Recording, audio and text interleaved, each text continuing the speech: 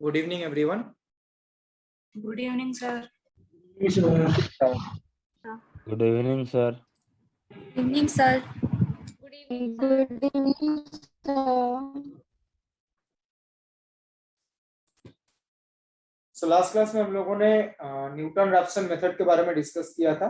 तो Newton Raphson method में और थोड़ा सा पार्ट बचा हुआ है, वो डिस्कस कर लेते हैं, उसके बाद आगे प्रोसीड करेंगे। तो कल क्लास में जो हमने डिस्कस किया था, न्यूटन रैप्सन मेथड में एक इटरेटिव फॉर्मूला होता है। This is the Newton Raphson iterative formula. इस इटरेटिव फॉर्मूला को यूज करके क्या किया जाता है, सक्सेसिव गेज वैल्यूज कैलकुलेट किए जाते हैं।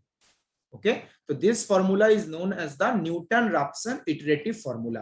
और ये फॉर्मूला कैसे डिराइव किया जाता है, गेज वैल्यू पे कर्व, फंक्शन का जो कर्व है उसके ऊपर टेंजेंट ड्रॉ किया जाता है, और टेंजेंट एक्स एक्सिस को जहां पे इंटरसेक्ट करता है वो नेक्स्ट गेज वैल्यू होता है। तो टेंजेंट लाइन का कॉन्सेप्ट यूज करके ये इटरेटिव फॉर्मूला डिराइव किया जाता है। इसके अकॉर्डिंग अगर आपको nth गेज वैल्यू पता है तो आप n plus 1th gauge value काफी आसानी से कैलकुलेट कर सकते हैं। तो अगर आपको एक गेज वैल्यू पता है, उसका नेक्स्ट गेज वैल्यू क्या होगा वो आप इस फॉर्मूले से कैलकुलेट कर सकते हैं। और इसी से कैलकुलेट करते करते हम जो रूट है उसके आसपास पहुंच जाते हैं। जब गेज वैल्यूज रिपीट करना स्टार्ट करता है, इसका मतलब हम इक्वेशन के जो रूट्स हैं उसके आसपास पहुंच गए। ठीक है, नाउ ये जो इटरेटिव फॉर्मूला है ये नॉर्मली हम क्यों कब यूज करते हैं, इक्वेशन के रूट्स कैलकुलेट करने के लिए। ठीक है, नाउ इसके रिलेटेड कुछ इंपॉर्टेंट रिजल्ट्स हैं जो आप याद रख सकते हैं। जैसे देखिए, first one, iterative formula to find 1/n। 1/n क्या है, n है एक n नंबर है, उसका रेसिप्रोकल, किसी नंबर का रेसिप्रोकल कैलकुलेट करना। ठीक है, किसी नंबर का रेसिप्रोकल कैलकुलेट करना 1/n। ठीक है, अगर आप किसी नंबर का रेसिप्रोकल कैलकुलेट करना चाहते हैं उसके लिए इटरेटिव फॉर्मूला ये होता है। ठीक है, ये इटरेटिव फॉर्मूला कैसे आए अभी बता रहे हैं। ठीक है, तो 1/n कैलकुलेट करना है तो इटरेटिव फॉर्मूला ये आ जाएगा। Iterative formula to find under root n, मतलब किसी नंबर का अगर आपको स्क्वायर रूट कैलकुलेट करना है, नंबर का स्क्वायर रूट कैलकुलेट करना है तो इटरेटिव फॉर्मूला ये होता है 1/√n। ये कैलकुलेट करने का इटरेटिव फॉर्मूला होता है ये, एंड ये क्या है, this is kth root of n। जैसे ऊपर स्क्वायर रूट लिखा गया था, ये क्या है, kth रूट।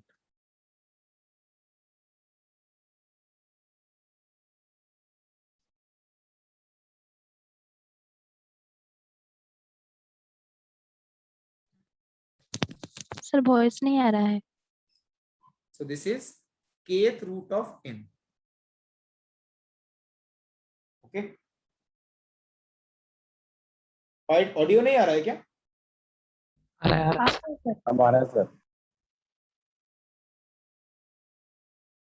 सो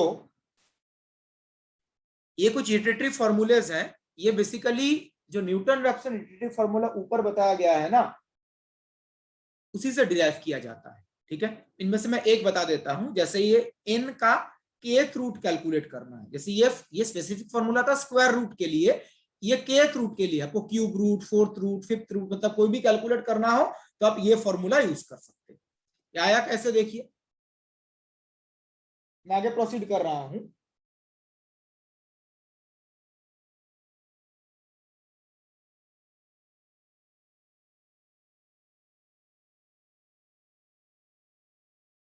तो सपोज आपको किसी नंबर का kth रूट कैलकुलेट करना है,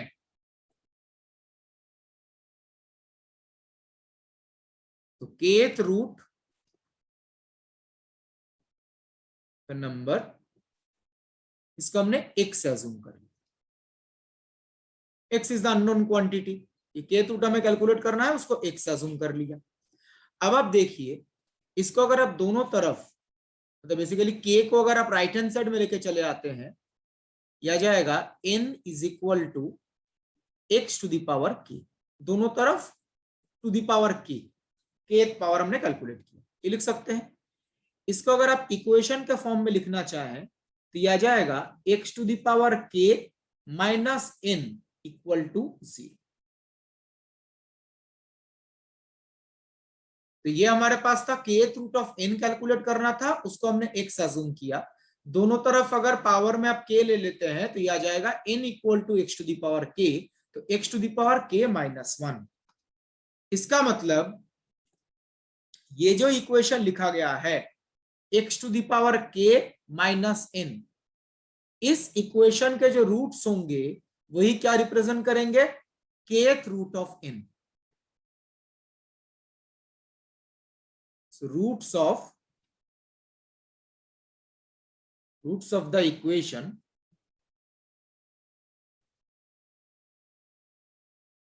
will represent the kth root of n, will be the kth root of n। और हमें kth रूट ही कैलकुलेट करना था, तो इस इक्वेशन के अगर आप रूट कैलकुलेट करेंगे वही n के kth roots calculate, kth root को रिप्रेजेंट करेंगे। और इस इक्वेशन के रूट्स हम कैसे पता लगा सकते हैं, using Newton Raphson iterative formula. Equation के रूट कैलकुलेट करने के लिए हम यूज करते हैं न्यूटन रैप्सन इटरेटिव फॉर्मूला। तो यहां पे आप नोटिस करो, यहाँ पे fx क्या है, f of x is x to the power k minus n, ये fx है, तो f डैश x आ जाएगा, सिंपल डेरिवेटिव कीजिए, k x to the power k minus 1, k x to the power k minus 1। ठीक है, तो now Newton Raphson iterative formula अगर आप यूज करोगे क्या आता है, न्यूटन रैप्सन इटरेटिव फॉर्मूले के according xn plus 1 is equal to xn minus f at xn upon f dash at xn is iterative formula. इसमें रिप्लेस करते हैं जो क्वेश्चन में फंक्शन, मतलब जो फंक्शन ऊपर लिखा गया है। देखिए क्या आएगा, xn, f ऑफ xn के बदले क्या लिख सकते हैं, f ऑफ x पता है, जस्ट x के बदले xn रिप्लेस कीजिए, तो xn whole to the power k minus capital n। fx है, x के बदले xn रिप्लेस किया गया, डिवाइडेड बाय इट्स डेरिवेटिव, तो k x के बदले xn whole to the power k minus 1।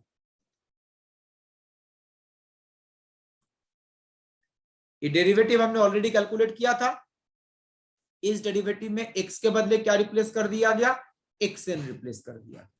Sir sign plus नहीं होगा, कौन सा, कौन से साइन की बात कर रहे हैं, plus N,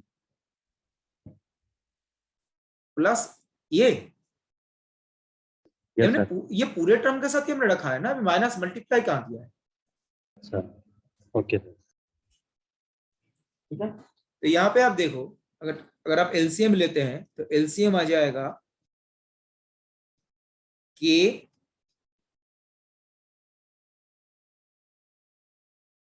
x n whole to the power k minus 1, ये आएगा, अगर आप मल्टीप्लाई करो ये होगा के x n whole to the power के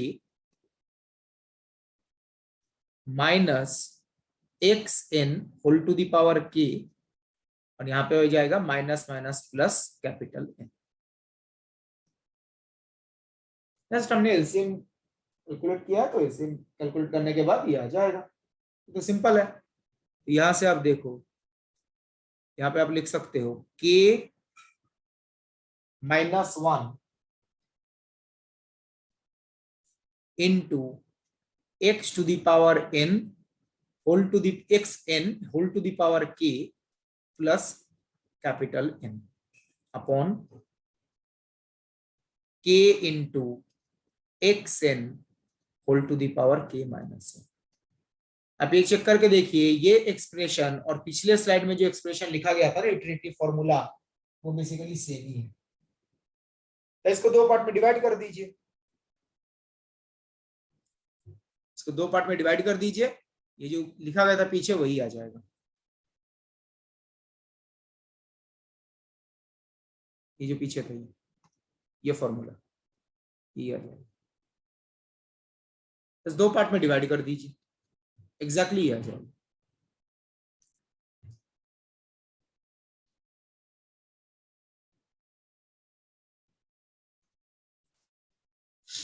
ठीक है, जस्ट 2 पार्ट में, ये के जो है 1/k, इसको अलग ही रखिए। This quantity, look at the pointer, this quantity divide by this plus this quantity divide by this, आ जाएगा आंसर। तो पिछले स्लाइड में जो इटरेटिव फॉर्मूलेज हैं वो बेसिकली इस तरीके से पता किया जाता है। जो न्यूटन रैप्सन इटरेटिव फॉर्मूला है ना, इसी को यूज करके ये इटरेटिव फॉर्मूलेज कैलकुलेट किए जाते हैं। इस इटरेटिव फॉर्मूला का मतलब क्या है, ये जो इक्वेशन है, इस इक्वेशन के जो रूट्स हैं वही क्या रिप्रेजेंट करेंगे, इनका केथ रूट। हमें एक्चुअली क्या कैलकुलेट करना था, एक नंबर का केथ रूट कैलकुलेट करना था। तो इस इक्वेशन का अगर आप रूट कैलकुलेट करते हो, बेसिकली क्या रिप्रेजेंट करेगा, इन एक नंबर है उसका केथ रूट रिप्रेजेंट करेगा। नाउ इस इक्वेशन के अगर आप रूट्स कैलकुलेट करना चाहते हैं तो न्यूटन रैप्सन मेथड का यूज कर सकते हैं। न्यूटन रैप्सन मेथड में क्या किया जाता है, सक्सेसिव गेस वैल्यूज कैलकुलेट किए जाते हैं और सक्सेसिव गेस वैल्यू कैलकुलेट करके रूट के आसपास पहुंचा जाता है। तो गेस वैल्यूज कैलकुलेट करने का इटरेटिव फॉर्मूला ये है, xn+1 equal to this quantity. ये इटरेटिव फॉर्मूला बेसिकली क्या बताता है, successive guess value formula calculate करने का फॉर्मूला। तो xn+1 equal to this is the iterative formula, जिसको यूज करके आप सक्सेसिव गेस वैल्यूज कैलकुलेट कर सकते हैं। और यहाँ पे हम गेस वैल्यू किसके लिए कैलकुलेट कर रहे हैं, इस इक्वेशन के जो रूट्स हैं उनके लिए गेस वैल्यू कैलकुलेट कर रहे हैं। और इस इक्वेशन के रूट्स क्या रिप्रेजेंट करेंगे, n का kth रूट। इसीलिए यहां पे बोला गया iterative formula for kth root of n is this. इस फॉर्मूले से आपको सक्सेसिव गेस वैल्यूज मिलेगा और सक्सेसिव गेस वैल्यूज से आप क्या पता लगा सकते हो, n के kth रूट कैलकुलेट कर सकते हैं। अगर आप ध्यान से देखें, जो सेकंड वाला रिजल्ट बताया गया था ना, ये इसी का एक स्पेशल केस है। यहाँ पे 4 पॉइंट बताए गए, जो सेकंड पॉइंट है वो इसी का एक स्पेशल केस है। बताइए के बदले क्या रिप्लेस करना पड़ेगा, फोर्थ पॉइंट से सेकंड पॉइंट तक जाने के लिए 1/2। के बदले 2 रिप्लेस कर दीजिए। ये केथ रूट है ना, दिस इज केथ रूट, और ये क्या होता है, स्क्वायर रूट। स्क्वायर रूट का मतलब यहाँ पे बेसिकली है क्या, 2 है ना, यहाँ पर स्क्वायर रूट का मतलब यहाँ पे 2 है बेसिकली। तो यहाँ पे के बदले जो फोर्थ रिजल्ट बताया गया, ये जो फॉर्मूला बताया गया, इसमें के बदले आप 2 रिप्लेस कर दो, एग्जैक्टली ये फॉर्मूला आ जाएगा। तो जो ये सेकंड रिजल्ट बताया गया है वो फोर्थ रिजल्ट का एक स्पेशल केस है, ये जनरल है। केथ रूट के लिए के बदले 2 रिप्लेस करो, ये आ जाएगा। क्लियर एवरीवन, कोई डाउट है तो बताइए।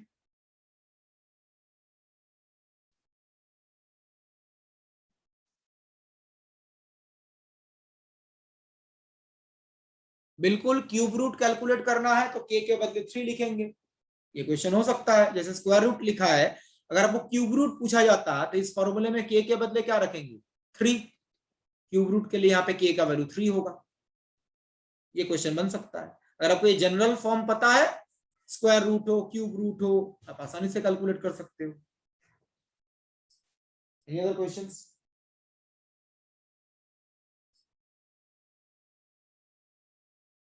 तो इससे रिलेटेड एक क्वेश्चन नेट एग्जामिनेशन में पूछा गया था, तो वो डिस्कस करते हैं।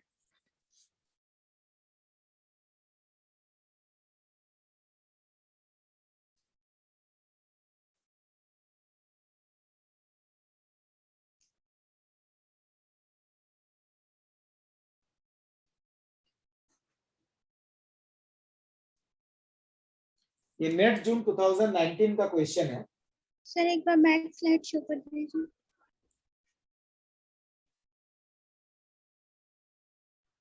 Okay sir.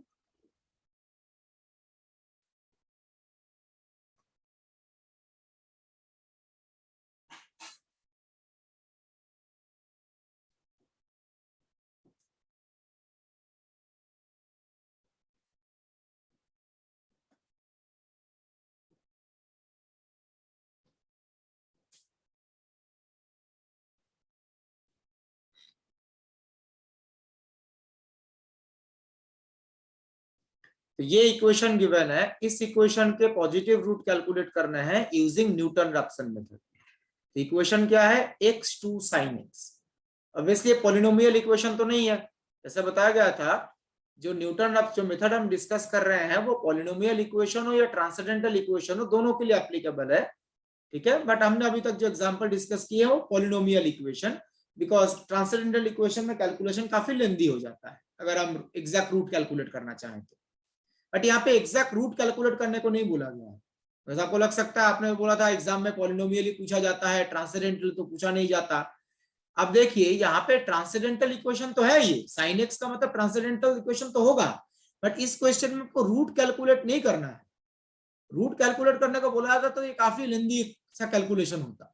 यहाँ पे सिर्फ क्या बोला गया है, इस इक्वेशन को अगर आप न्यूटन रैप्सन मेथड से सॉल्व करना चाहें तो इटरेशन इक्वेशन क्या होगा।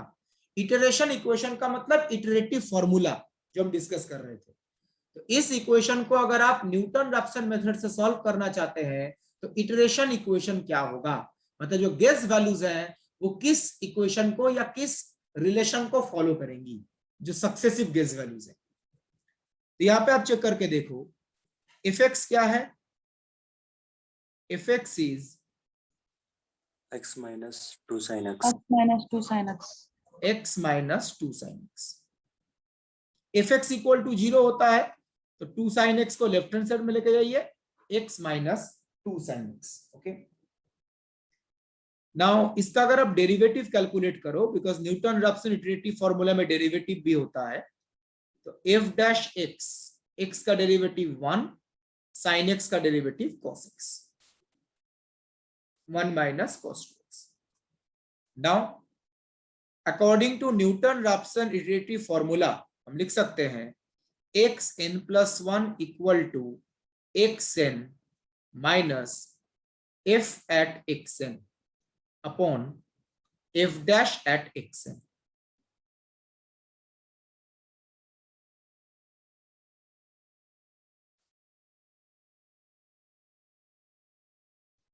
xn minus f at xn क्या आएगा, देखिए फंक्शन पता है, x के बदले xn रिप्लेस कीजिए, तो x माइनस 2 sin x, तो xn minus 2 sin xn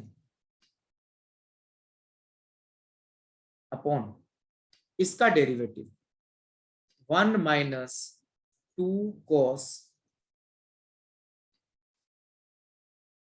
xn।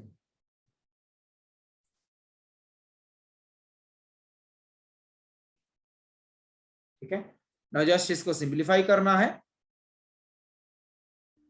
Sir option B आ रहा है। Option B, yes sir. Right, तो एलसीएम आ जाएगा 1 माइनस 2 cos xn पर आएगा xn माइनस 2xn into cos xn minus xn plus 2 sin xn। अब देख सकते हैं xn एंड माइनस xn ये दोनों कैंसिल कर जाएंगे, बी ऑप्शन आ जाएगा। बी ऑप्शन, बिल्कुल। तो this is the iteration equation और इटरेटिव फॉर्मूला जिसके हेल्प से आप सक्सेसिव गेस वैल्यूज कैलकुलेट कर सकते हैं और गिवन इक्वेशन के रूट्स कैलकुलेट कर सकते हैं। बट क्वेश्चन में रूट कैलकुलेट करने को नहीं बोला गया है, जस्ट ये इटरेशन इक्वेशन ही कैलकुलेट करने को बोला गया है। ठीक है, तो क्वेश्चन आसान है काफी, 5 मार्क्स का क्वेश्चन है। जैसा मैंने बोला था जो न्यूटन रैप्सन मेथड है, न्यूमेरिकल टेक्निक जो है उसके जो क्वेश्चन आते हैं वो काफी आसान आते हैं, मतलब 5 मार्क्स का क्वेश्चन आते हैं हर बारी, तो क्वेश्चन आसान होते हैं, आपको बहुत ज्यादा लॉन्ग कैलकुलेशन करने का जरूरत नहीं पड़ेगा। तो मैं आगे प्रोसीड कर रहा हूं। नेक्स्ट हम इक्वेशन के रूट कैलकुलेट करने के लिए और एक मेथड के बारे में डिस्कस करेंगे,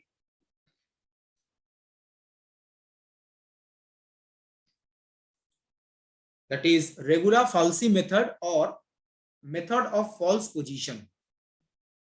ठीक है, इसका और एक नाम भी है मेथड ऑफ फॉल्स पोजीशन, ठीक है, और रेगुलर फाल्सी मेथड। ना इंपॉर्टेंट पार्ट जो समझना है, एक तो इस मेथड में इक्वेशन के रूट्स कहां पे लाई करते हैं, ये कैसे डिसाइड किया जाता है, उसके बाद रूट की तरफ अप्रोच कैसे करते हैं।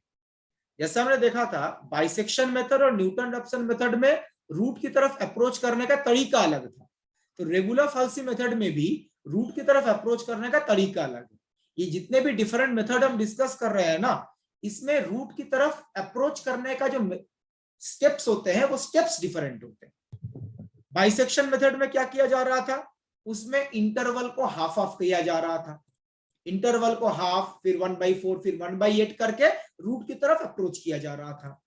न्यूटन रैप्सन मेथड में टेंजेंट लाइन ड्रॉ करके हम रूट की तरफ अप्रोच कर रहे थे।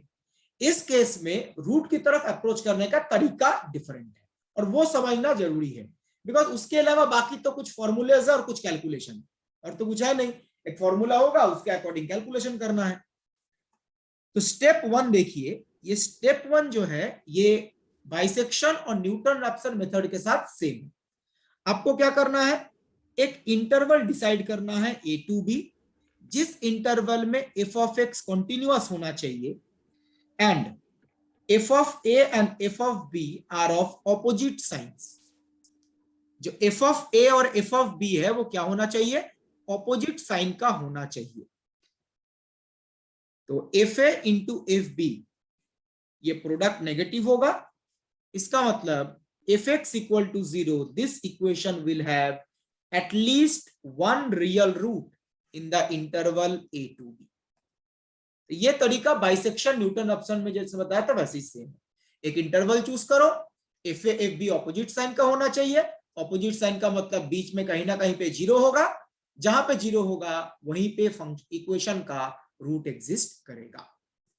ठीक है, इसमें नया कुछ नहीं है, ऑलरेडी हमने डिस्कस किया था।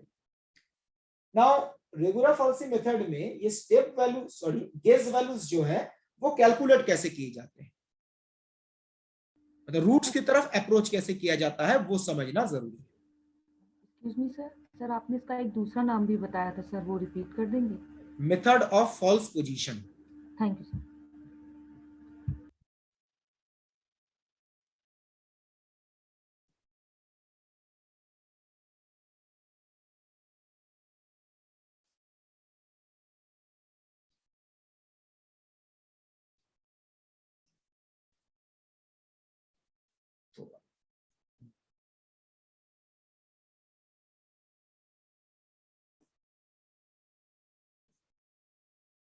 यहाँ पे मैं जो इक्वेशन में फंक्शन है उसका ग्राफ ड्रॉ कर रहा हूँ और उससे समझने की कोशिश करेंगे रूट की तरफ अप्रोच कैसे करते हैं। सर इससे पहले आपकी वॉइस नहीं आ रही थी। क्या? इससे पहले आपकी वॉइस नहीं आ रही थी।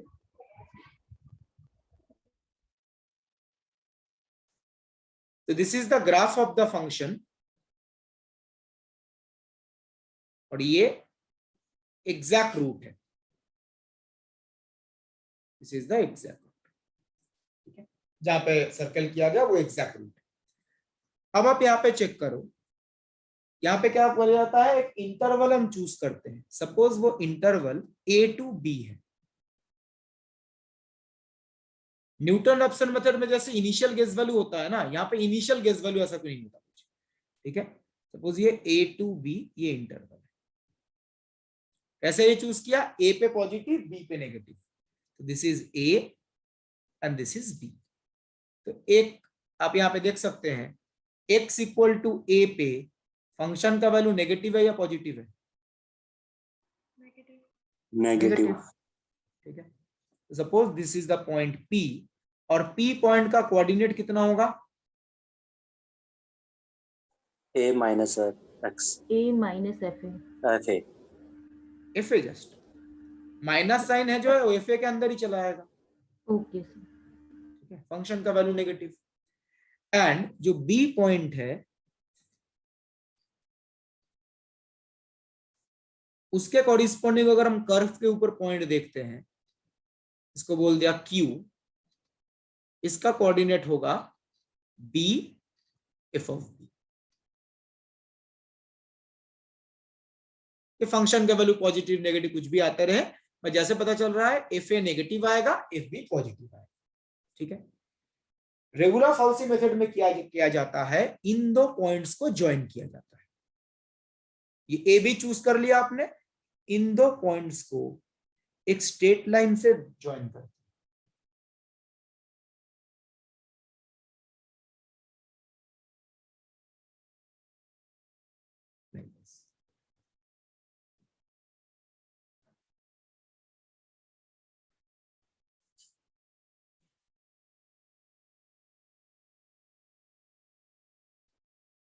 ठीक है। जो P और Q पॉइंट है उसको स्ट्रेट लाइन से ऐसे ज्वाइन किया जाता है। तो PQ जो स्ट्रेट लाइन है, आप यहां पे देख सकते हैं, ये क्या एक्स एक्सिस को एक पर्टिकुलर पॉइंट पे इंटरसेक्ट नहीं कर रहा है? ठीक है, ये जो पर्टिकुलर पॉइंट है इसको हमने बोल दिया x1। अब मुझे बताइए x1 क्या एग्जैक्ट रूट के आसपास नहीं है? Yes sir. ठीक है, तो इसी x1 को बोला जाता है first guess value for the root of the equation. Newton Raphson के साथ डिफरेंस नोटिस कीजिए। न्यूटन रैप्सन में ऐसे दो पॉइंट नहीं लिए गए थे। न्यूटन रैप्सन में एक इनिशियल वैल्यू लिया गया था और उस इनिशियल गेस वैल्यू पे टेंजेंट लाइन ड्रॉ किया गया था। यहां पे क्या है, यहाँ पे ए बी दोनों कंसीडर किए गए। इन दो पॉइंट का ए बी के कॉरिस्पॉन्डिंग दो पॉइंट P एंड Q, इनको एक स्ट्रेट लाइन से ज्वाइन किया गया। ये स्ट्रेट लाइन एक्स एक्सिस को जहां पे कट करेगा वो गेस वैल्यू होगा x1। ठीक है, तो x1 क्या होगा, फर्स्ट गेस वैल्यू। ठीक है, अब ये x1 कैसे कैलकुलेट कर सकते हैं, देखिए मैं आगे प्रोसीड कर रहा हूं। तो सर ए वाला फिर से रिपीट कर दीजिए एक बार। यहां पे मैंने बोला रेगुलर फॉल्सी मेथड में क्या किया जाता है, पहले तो एक इंटरवल चूज किया गया a टू b। ए के कॉरिस्पॉन्डिंग कर्व के ऊपर पॉइंट आएगा P, B के कॉरिस्पॉन्डिंग कर्व के ऊपर पॉइंट आएगा Q। तो यहां पे हम क्या करते हैं, इन दोनों को ज्वाइन करते हैं एक स्ट्रेट लाइन से। ये स्ट्रेट लाइन एक्स एक्सिस को जिस पॉइंट पे इंटरसेक्ट करेगा वो गेस वैल्यू होगा, इस केस में फर्स्ट गेस वैल्यू। ठीक है, okay sir. Okay. Second guess value similar तरीके से कैलकुलेट किया जाता है, उसमें हम आ रहे हैं। पहले फर्स्ट गेस वैल्यू x1 कैसे लिखते हैं ये देख लेते हैं। अब मुझे बताइए, ये स्ट्रेट लाइन जो है इसका इक्वेशन आप कैलकुलेट कर सकते हैं। जैसे ये स्ट्रेट लाइन बेसिकली किसको कनेक्ट, किन दो पॉइंट को कनेक्ट कर रहा है, P एंड Q। किसी ने क्वेश्चन पूछा है P और Q को स्ट्रेट लाइन से क्यों ज्वाइन कर रहे हैं, यही मेथड है। जिन्होंने मेथड डिराइव किया था उन्होंने असम्पशन किया कि स्ट्रेट लाइन से ज्वाइन करते हैं। ठीक है,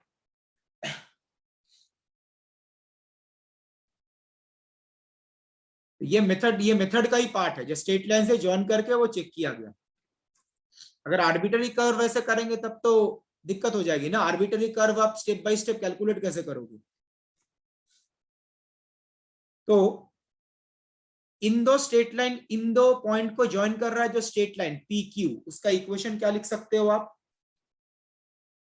देखिए x minus x1 equation of the straight line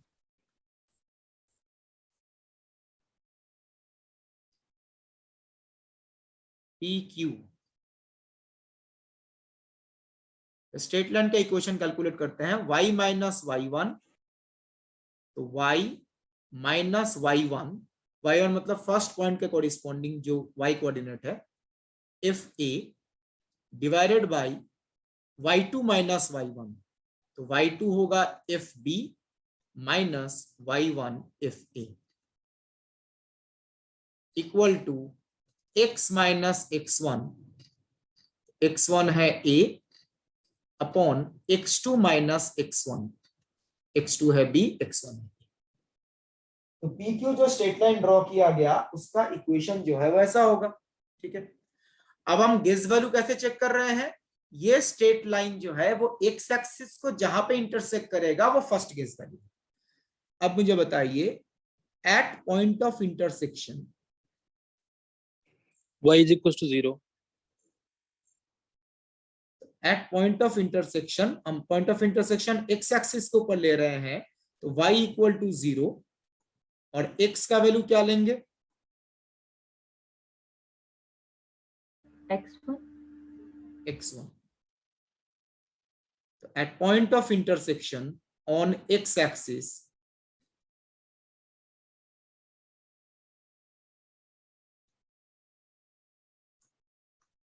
y coordinate तो 0 होगा और x कोऑर्डिनेट को x1 मान लिया, उसी को तो हम गेस वैल्यू बोलेंगे ना, तो x1. ऊपर वाला जो स्ट्रेट लाइन का इक्वेशन है उसमें अगर आप रिप्लेस करते हो, y के बदले 0 रिप्लेस करो और x के बदले x1 रिप्लेस करो, तो ये आ जाएगा 0 minus fa upon fb minus fa, x के बदले x1, x1 minus a upon b minus a.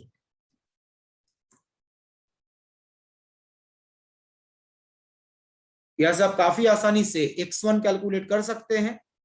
इससे अगर आपने x1 कैलकुलेट किया, ये देखिए आएगा x1 is equal to, simple multiplication फिर ऐड कीजिए, ये आ जाएगा a into f b minus b into f a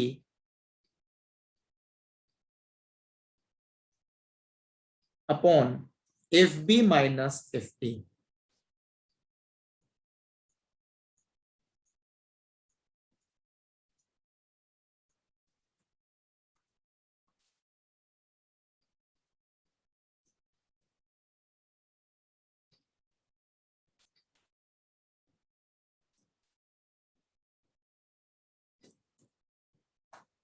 तो सिंपल कैलकुलेशन है, जस्ट ये प्रोडक्ट कहिए, यहां से x1 आ जाएगा दिस वन.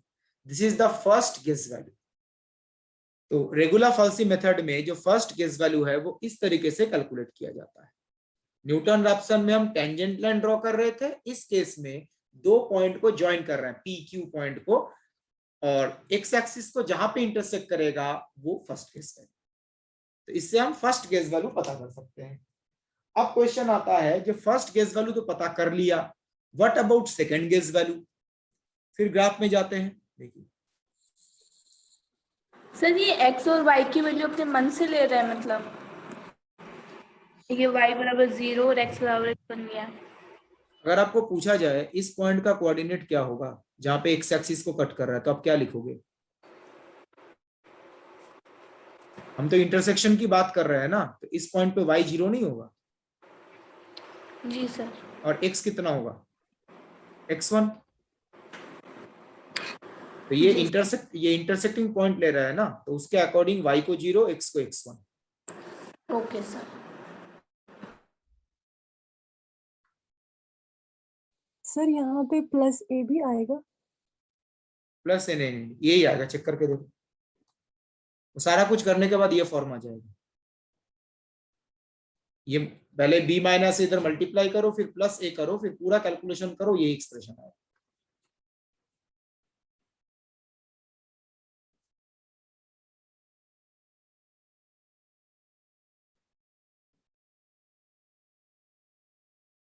नाउ अगर हम ग्राफ ड्रॉ करते हैं, अब देखिए एफ एक्स वर्सेज एक्स जो ग्राफ था उस पे जाते हैं.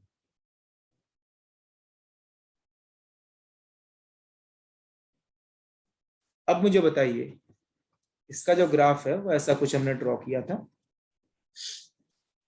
नेक्स्ट पेज में चले जाते हैं.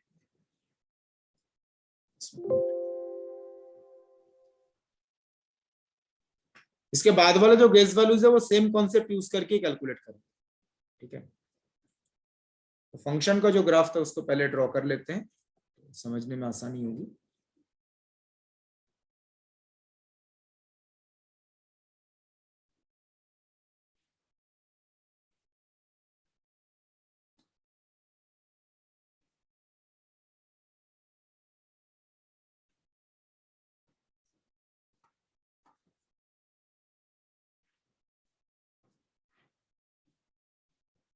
इस टाइप का कुछ था। ए बी हमने चूज किया था, फिर ए बी का बाद बताइए जो x1 आया था, x1 यहाँ पे कहीं पे आया, जो फर्स्ट गेस वैल्यू है वो यहाँ पे आया, ठीक है। ए बी तो पहले ये था, अब मुझे बताइए ए बी ड्रॉ कर ही लेते हैं, तो ये ए था, ये बी था। अब अगर आपको पूछा जाए रूट किस इंटरवल के बीच में है तो आप क्या आंसर देंगे? x1b, x1 b। देखिए x1 पे फंक्शन का वैल्यू क्या है? नेगेटिव। इसको मान लेते हैं अभी p, ठीक है, और नया पॉइंट e कैपिटल ए। इसका कोऑर्डिनेट होगा x1 fx1। इस पे फंक्शन का वैल्यू नेगेटिव है जो फर्स्ट गेस वैल्यू था, और b पे तो हमने पहले ही बताया था b पे वैल्यू पॉजिटिव है, तो b के कॉरिस्पॉन्डिंग कर्व के ऊपर जो पॉइंट है उसको बोलते हैं कैपिटल B। इसका कोऑर्डिनेट है बी एफ बी। क्या करेंगे इसके बाद बताइए? पहले जो किया था वही सेम स्टेप रिपीट करेंगे। क्या करेंगे? सिमिलरली स्ट्रेट लाइन ड्रॉ करेंगे एंड बी। इन दोनों को स्ट्रेट लाइन से ज्वाइन करेंगे।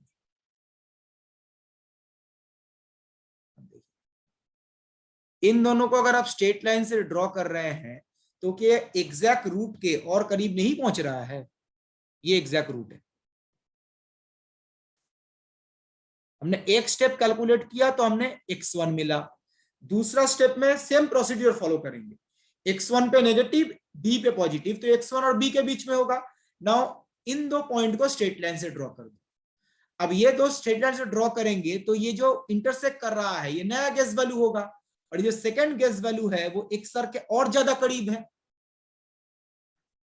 तो जो ए बी लाइन है, ए बी स्ट्रेट लाइन, इसका इक्वेशन पता करते हैं, और ये इक्वेशन एक्स एक्सिस को जहां पे इंटरसेक्ट करेगा वो नेक्स्ट गेस वैल्यू होगा। इसका इक्वेशन अगर आप पता करते हैं तो ये आ जाएगा y माइनस y1, इस केस में y1 होगा f of x1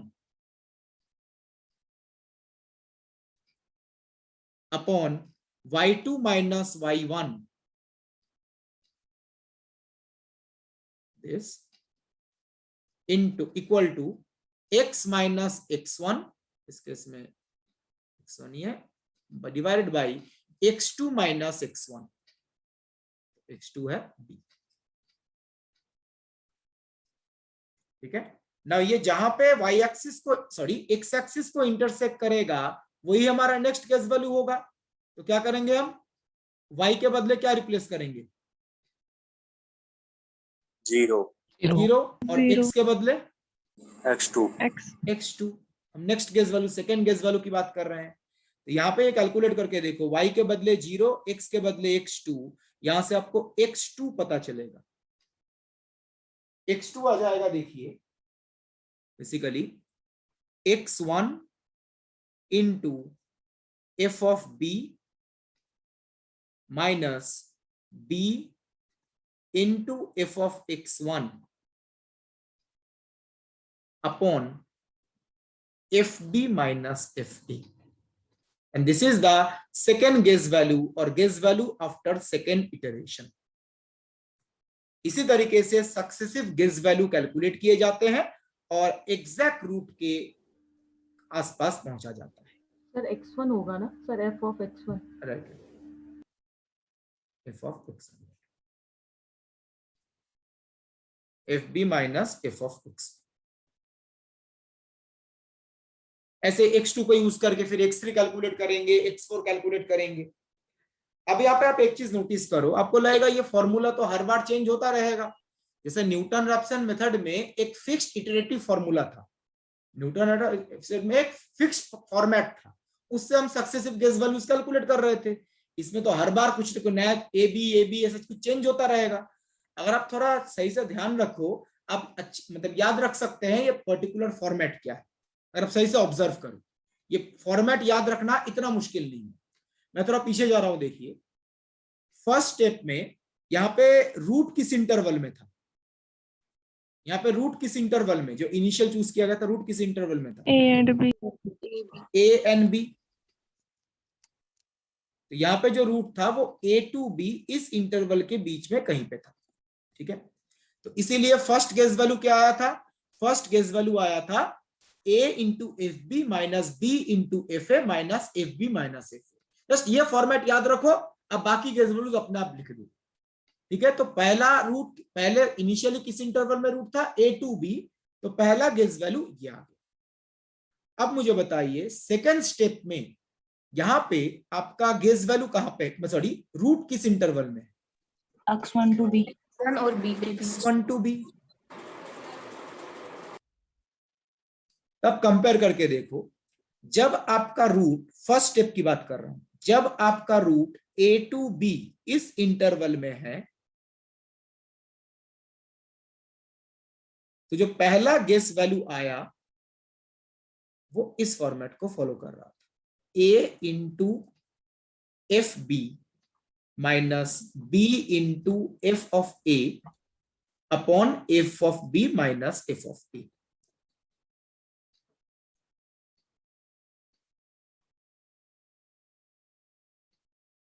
now second step में ये इंटरवल छोटा हो गया, आधा नहीं हुआ है, जैसे बाइसेक्शन में क्या हो रहा था, हाफ हाफ हो रहा था, यहां पे आधा नहीं होगा, बट इंटरवल सेकेंड स्टेप में क्या हो गया, x1 टू b। अब मुझे बताइए इंटरवल को अगर आप कंपेयर करो, यहाँ पे a टू b था, यहाँ पे x1 टू b है, तो यहाँ पे a के बदले क्या आया है, x1। तो इस फॉर्मूले में भी a के बदले x1 रिप्लेस हो जाएगा और ये आ जाएगा, चेक करके देखो, a टू b था, यहाँ पे a के बदले क्या आ गया, x1, तो इस फॉर्मूले में भी a के बदले क्या रिप्लेस हो जाएगा, x1, फॉर्मेट सेम रहेगा। और इससे हमें क्या मिलेगा, second guess value. Second step है, second guess value x2 will be, देखिए फॉर्मेट सेम है, जस्ट a के बदले क्या रिप्लेस हो जाएगा, x1। इसे याद रखने में आसानी होगी इस तरीके से अगर आप ध्यान रखते हैं। इंटरवल में जो पैरामीटर चेंज होगा, फॉर्मूले में भी वही पैरामीटर चेंज होगा। जैसे a टू b से क्या हुआ, x1 टू b, तो फॉर्मूले में a के बदले x1 आ जाएगा। जो फॉर्मूला है वो एक ही टाइप का देखने में होगा, जस्ट a के बदले x1। और फॉर्मूला देखने में एक टाइप का क्यों है, बिकॉज इन एवरी केस आप क्या कर रहे हो, दो पॉइंट को ज्वाइन करके स्ट्रेट लाइन कैलकुलेट कर रहे हो, ये तो कर रहे हो, स्ट्रेट लाइन क्या होगा पता कर रहे हो। इसीलिए ये फॉर्मूला एक ही फॉर्मेट का है, जस्ट आपको ध्यान रखना है, ये a टू b के बदले x1 टू b हुआ, तो a के बदले आया x1, तो इस फॉर्मूले में भी a के बदले क्या हो जाएगा, x1।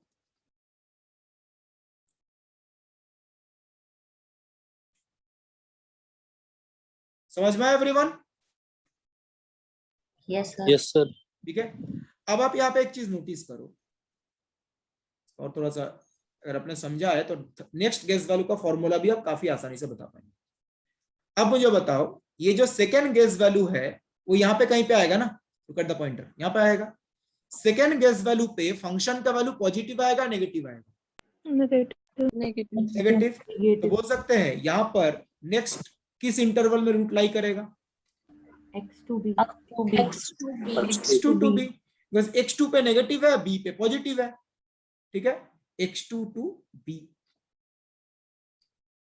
तो अब बताइए इसके प्रीवियस स्टेप में इंटरवल क्या था, x1 टू b, यहाँ पे क्या है, x2 टू b, तो x1 के बदले x2 आया है ना, तो ये जो फॉर्मूला है इस फॉर्मूले में भी x1 के बदले क्या रिप्लेस हो जाएगा, x2 रिप्लेस हो जाएगा, और उससे हमें थर्ड गेस वैल्यू मिल जाएगा, x3 is equal to, just फॉर्मूले में x1 के बदले x2 रिप्लेस कर।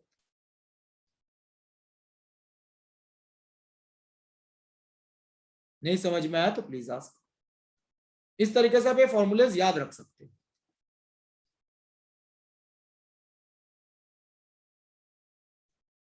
F b minus f of, sir अभी आपने नेगेटिव करके कुछ बोला था, वो मतलब किस सेंस में था?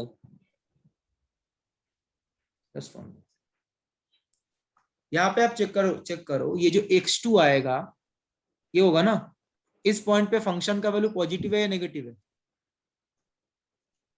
x2 पे नेगेटिव नेगेटिव, हाँ समझ Negative? सर, फंक्शन जी सर। तो रूट x2 और b के बीच में ही होगा ना। Yes sir. सर एक और बात देख लेते हैं सर, अगर जैसे हमारा x1 मिला था, वो अगर हमारा सर अपोजिट साइड पे मिलता, मतलब एक्स आर की राइट साइड पे, तो शिफ्टिंग हमारी अपोजिट डायरेक्शन में होती ना फिर। तब बोलते हैं a और x1 के बीच में है रूट, जी सर। तब हम b के बदले x1 रिप्लेस करते। हाँ सर जी। ठीक है, ये फॉर्मेट मतलब ये तरीका ध्यान रखो, आप ये गेस वैल्यू किसी भी तरफ आए, जस्ट जी आपको वो सर। रिप्लेस कर देना है। जी सर। और कोई डाउट है एनीवन?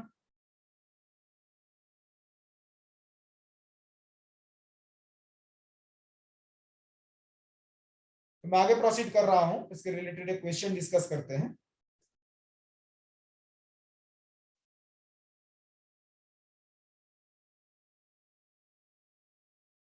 जो चीज अभी बताया गया वही चीज देखिए यहाँ पे मेंशन किया गया है।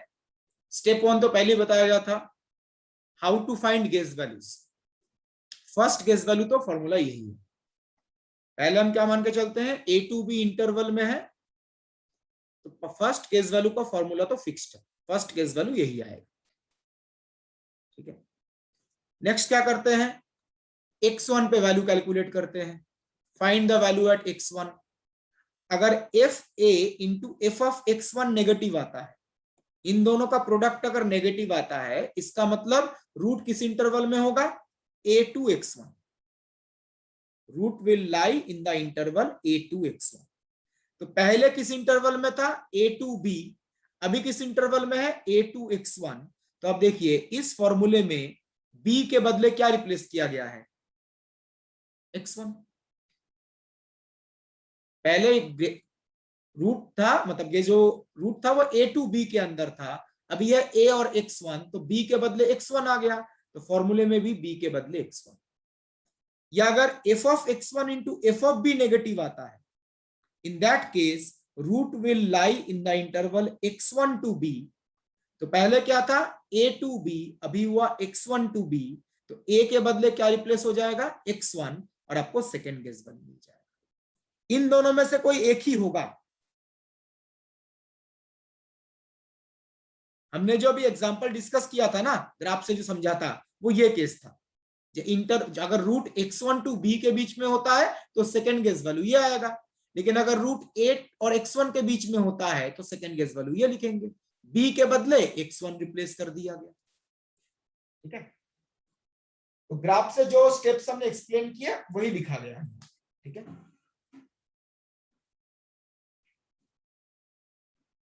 नेक्स्ट स्टेप 3 क्या है, स्टेप 2 को बार बार रिपीट करेंगे, रिपीट द स्टेप 2 अगेन करना।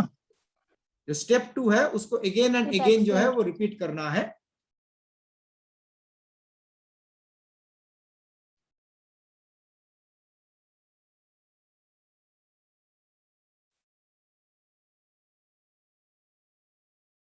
ठीक है, और ये इटरेशन प्रोसेस कहां तक चलता रहेगा, till we obtain this condition. ये कंडीशन भी bisection method and Newton Raphson method जैसा वो सेम ही है। इसका मतलब क्या बताया गया था, xn और xn प्लस 1 अप्रोक्सीमेटली इक्वल होने का मतलब गेस वैल्यू रिपीट करेंगे। Guess values are repeating up to a certain decimal place.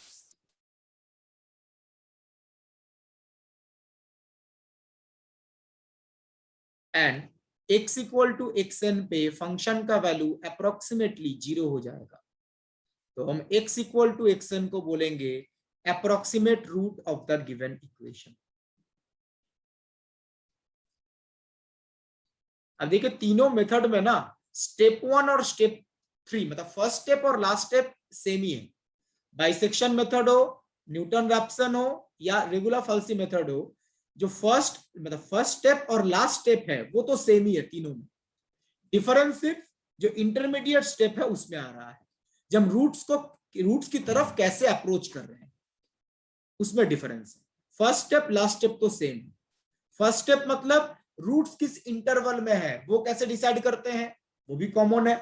और लास्ट स्टेप सेम होने का मतलब कहां पे इटरेशन प्रोसेस रोकेंगे हम, इटरेशन प्रोसेस जो है वो कहां पे हम रोक देंगे और वहां से हम रूट कैसे पता करेंगे, ये तीनों में सेम है। जो स्टेप 2 है, जो इंटरमीडिएट स्टेप है ना, वही डिफरेंट है। इंटरमीडिएट स्टेप का मतलब कैसे हम रूट की तरफ अप्रोच कर रहे हैं। मैं आगे प्रोसीड कर रहा हूं। बैक साइड कर दीजिए।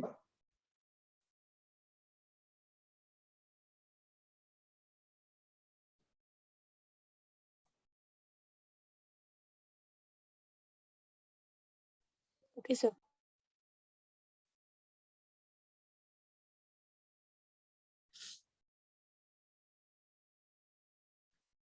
Please try this question.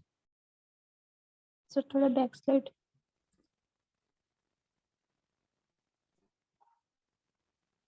Sir back side.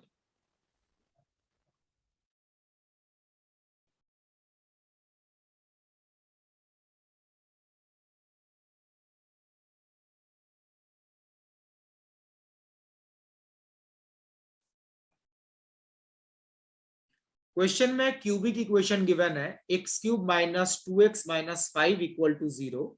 इस इक्वेशन के रूट्स कैलकुलेट करने हैं using regula falsi method, positive root. Okay,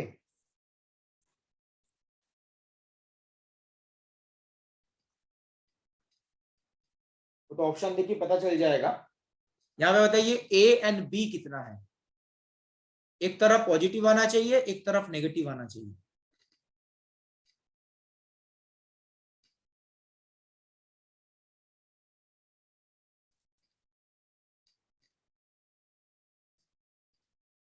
x equal to 0 1 2 3, इस पे फंक्शन का वैल्यू अगर आप कैलकुलेट करो, 0 पे आ जाएगा -5,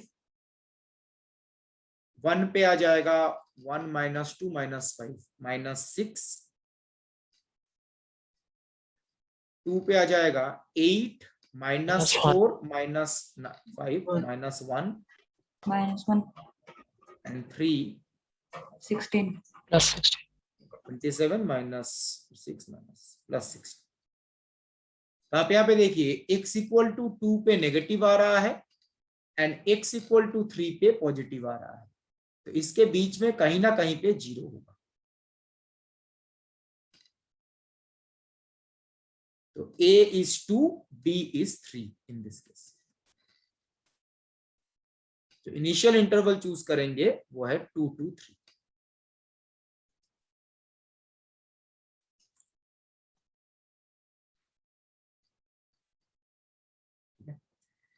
now regular falsi method use करते हैं। फर्स्ट गेस वैल्यू, इसका फॉर्मूला था a into f of B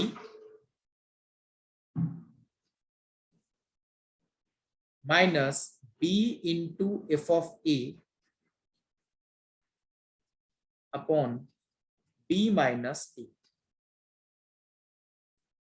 sorry f b minus f, yes f of b minus f of a. ना फंक्शन तो क्वेश्चन में गिवन है, ए बी पे value पता करना है, वैल्यू ऑलरेडी हमने कैलकुलेट किया। ए का वैल्यू है a is 2, तो 2 इंटू एफ ऑफ बी, तो f of 3 minus b into f of a, f of a का मतलब f of 2 upon f of b minus f of a, f of 3 minus f of 2। ये values तो हमने calculate किए हैं, इसमें replace कीजिए और रिप्लेस करके देखिए, इसका वैल्यू आ रहा है 2.059।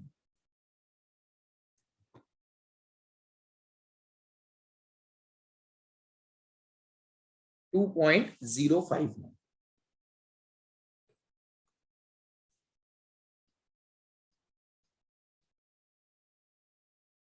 ठीक है, तो हम यहाँ पे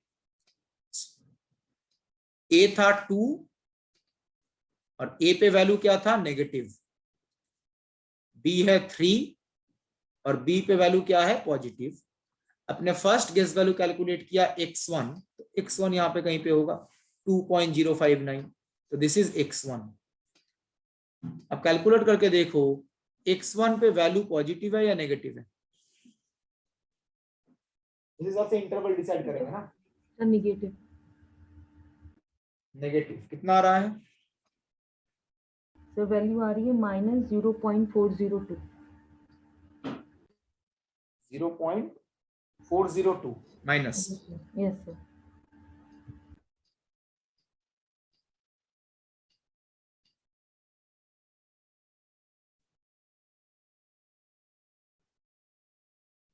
ये नेगेटिव है, इसका मतलब रूट किस इंटरवल के बीच में होगा?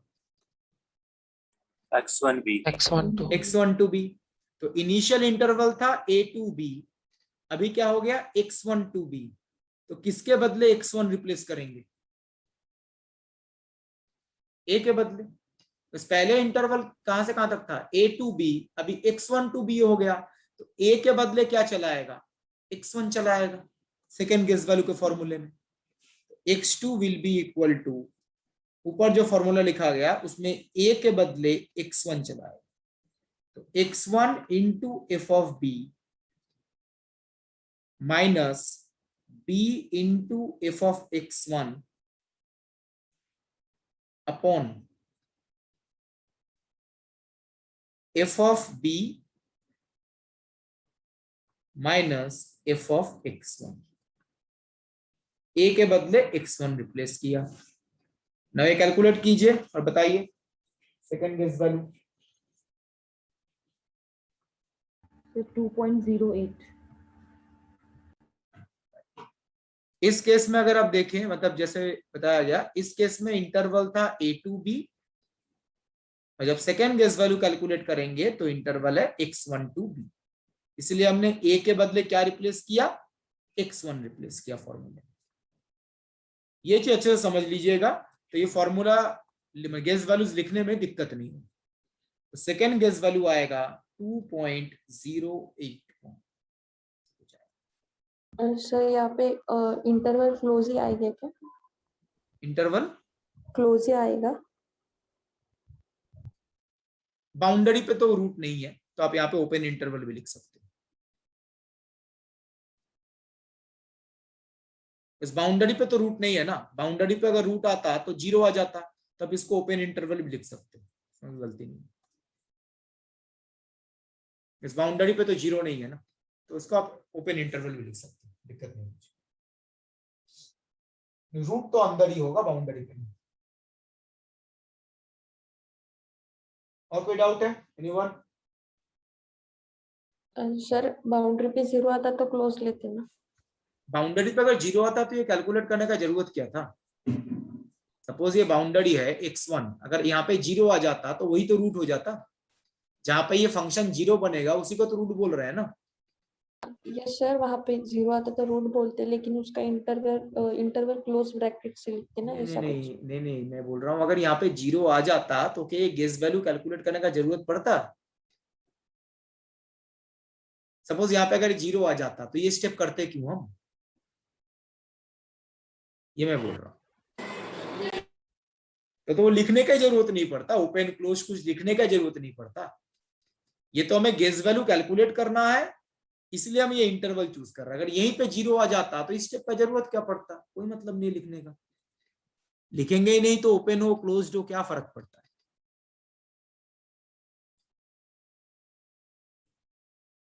ठीक है। किसी ने बोला है एग्जाम में अगर सिर्फ रूट फाइंड आउट करने को बोला हो तो कौन सा मेथड इजी होगा? क्वेश्चन में ऐसा पूछा नहीं जाएगा। क्वेश्चन में अगर रूट पूछा गया है तो पर्टिकुलर मेथड मेंशन किया रहेगा। क्वेश्चन में अगर रूट कैलकुलेट करना है तो मेथड मेंशन किया रहेगा, बिकॉज अलग अलग मेथड में अलग अलग आंसर आता है। आपको न्यूटन ऑप्शन पसंद है, आपने न्यूटन ऑप्शन से आंसर कैलकुलेट किया, ठीक है। आपको बोला गया 2 स्टेप में कैलकुलेट करो, आपने 2 स्टेप में न्यूटन ऑप्शन यूज किया। किसी को बाइसेक्शन मेथड पसंद है, उसने बाइसेक्शन मेथड यूज किया, तो आंसर तो दोनों का अलग अलग आ जाएगा। तो कौन सा ऑप्शन टिक करेंगे? तो ऐसा नहीं होगा जैसे सिर्फ रूट कैलकुलेट करो बोला जाएगा। अगर किसी इक्वेशन का रूट कैलकुलेट करने को बोला जाता है तो साथ में मेथड भी मेंशन किया रहेगा, बाइसेक्शन और रेगुलर फॉल्सी और न्यूटन रैप्सन, मेथड मेंशन किया रहेगा। अदरवाइज हम किसी को भी गलत नहीं बोल सकते। ये सारे तो अप्रोक्सीमेट रूट ही दे रहे हैं ना, किसको गलत बोलेंगे हम? एरर तो सब में ही है। तो आई थिंक क्लियर है एवरीवन। मैं आगे प्रोसीड करूंगा। तो नेक्स्ट हम सर इसमें मेरा जो थोड़ा सा वैल्यू ना वो थोड़ा सा डिफरेंट आ रहा है। जैसे x1 पे जो है फंक्शन की वैल्यू -0.391 आ रहा है और x2 की वैल्यू जो मेरा 1.9383 आ रहा है। तो सर क्या ये मतलब ये भी सही होगा क्या, इतना क्लोज है तो? ये कितना आ रहा है 39? ये आ रहा है सर -0.3889। हाँ ये भी है। चलो ठीक है, उससे कोई उससे आपका वो ऑप्शन से आपको पता चल जाएगा, ठीक है। उससे आंसर में उतना फर्क नहीं पड़ेगा जो ऑप्शन में गया होगा, ठीक है। Don't worry about it. Generally try कीजिएगा जो आंसर्स है जो आप लिखते हो ना 3 डेसिमल तक राउंड ऑफ करके लिखने का, 3 डेसिमल तक, ये प्रैक्टिस रखिएगा। जो अभी आप आंसर लिखते हो x1 का fx1 का, इनको 3 डेसिमल तक राउंड ऑफ करके आंसर लिखिए, ठीक है। और कोई क्वेश्चन है?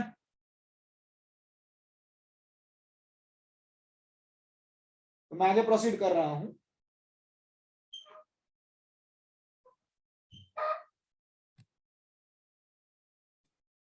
Next part 2 of numerical techniques topic, that is interpolation techniques.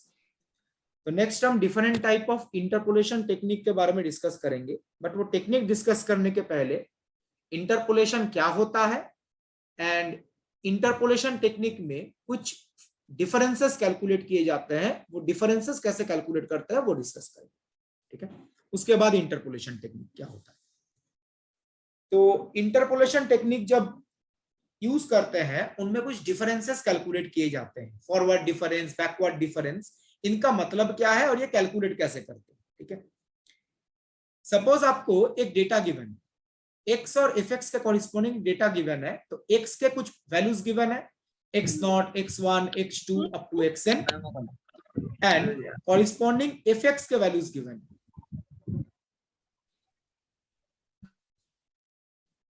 तो आपको ये डेटा पॉइंट्स गिवन है, x के कुछ पर्टिकुलर वैल्यूज गिवन है और कॉरिस्पॉन्डिंग फंक्शन के वैल्यूज क्या होंगे वो गिवन है। फंक्शन का मैथमेटिकल एक्सप्रेशन गिवन नहीं है, ध्यान रखिएगा। जो fx है उसका मैथमेटिकल एक्सप्रेशन गिवन नहीं है, x के कुछ वैल्यूज गिवन है और उन x के कॉरिस्पॉन्डिंग फंक्शन का वैल्यू क्या होगा वो गिवन है। इट इज जस्ट लाइक जब आप कोई एक्सपेरिमेंट परफॉर्म करते हैं तो एक्सपेरिमेंट में डेटा कलेक्ट कर जो रीडिंग्स होते हैं ना, ये कुछ एक्सपेरिमेंटल रीडिंग्स है। उसमें इंडिपेंडेंट वेरिएबल होता है, एक डिपेंडेंट वेरिएबल होता है, तो x is the independent variable, f of x is the dependent variable. तो ये एक एक्सपेरिमेंटल डेटा है, इंडिपेंडेंट वेरिएबल के कुछ डेटा पॉइंट्स है और डिपेंडेंट वेरिएबल के कुछ डेटा पॉइंट्स, ठीक है। तो ऐसे डेटा गिवन है suppose. Now first order forward difference का मतलब क्या है? अब फॉरवर्ड डिफरेंस में भी ना फर्स्ट ऑर्डर सेकेंड ऑर्डर होता है, उसका मतलब क्या है? यहां पर एक चीज ध्यान रखिए, ये जो x के कंसेक्यूटिव वैल्यूज है ना वो इक्वली स्पेस्ड है। h सपोज जैसे x1 इसका जो नेक्स्ट वैल्यू होगा, ये डिफरेंस इक्वल है, equally spaced h। So equally spaced values of x के जो कंसेक्यूटिव वैल्यूज है वो इक्वली स्पेस्ड, दो कंसेक्यूटिव x के बीच में जो गैप है वो इक्वल, उसको h बोलिए।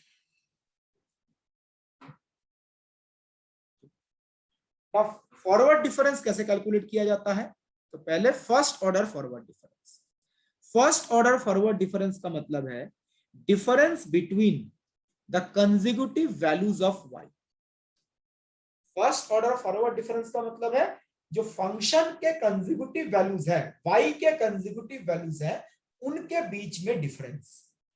जैसे आप नोटिस करो y के कंसेक्यूटिव वैल्यूज मतलब y0, y1, y2, y3 ऐसे, तो y के जो कंसेक्यूटिव वैल्यूज है उनके बीच में difference.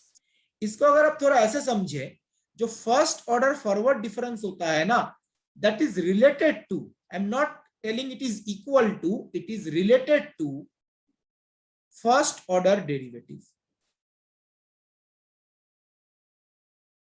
is related to first order derivative of the function f dash x.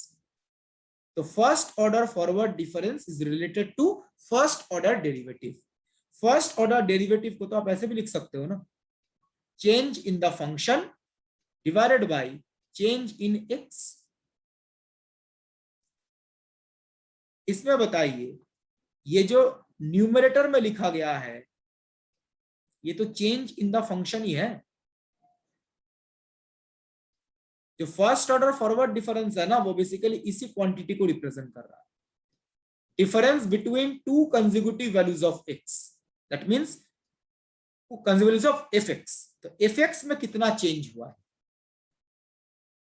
आप यहाँ पे नोटिस करो. जब आप y के वैल्यूज में डिफरेंस कैलकुलेट कर रहे हो, y0 y1 में कितना डिफरेंस है, y1 y2 में कितना डिफरेंस है, ये डिफरेंस बेसिकली फंक्शन में चेंज को ही तो बता रहा है.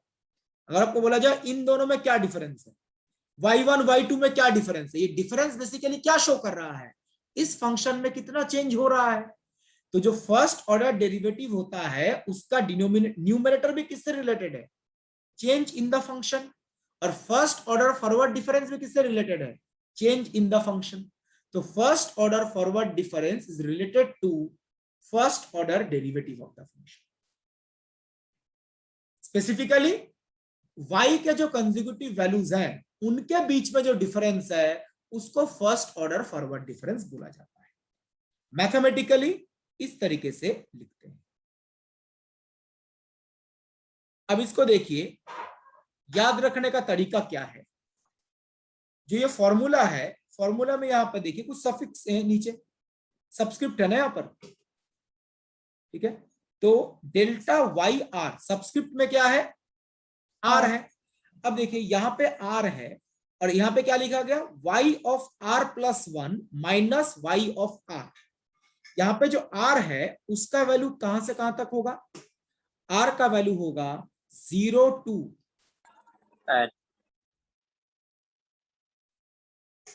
n minus 1. 0 से स्टार्ट होगा n माइनस 1, बिकॉज यहाँ पे जो लास्ट डेटा गिवन है वो yn तक है ना, yn xn. तो r जो है वो 0 to n माइनस 1. अगर यहाँ पे y6 होता तो यहाँ पे ये 5 तक जाता, अगर ये y10 होता तो 9 तक जाता, बिकॉज स्टार्ट कहां से हो रहा है, 0 से. ठीक है. अब यहाँ पे देखो इसको आप याद कैसे रखोगे, ये है डेल्टा वाई आर और यहाँ पे क्या है y r plus 1 minus y r. इसको आप ऐसे याद रखो, this is next value of y